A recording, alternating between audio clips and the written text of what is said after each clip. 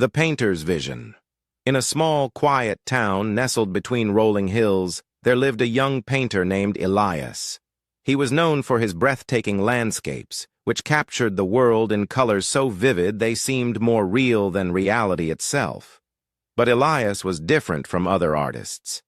He believed that the world was not something outside of him, but rather a reflection of his own mind.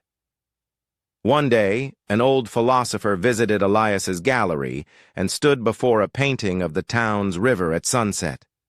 The philosopher, with his wise and weary eyes, turned to Elias and said, "This river, is it real, or is it only your perception of it?" Elias smiled.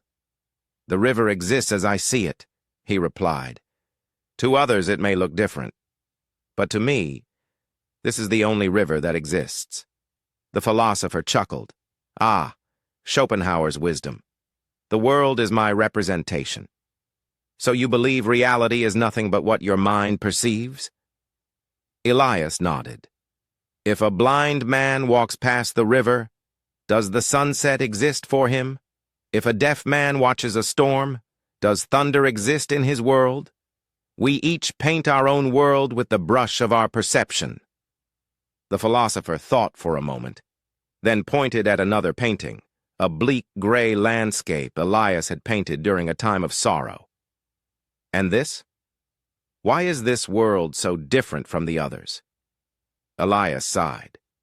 "Because in that moment, my world was sorrowful.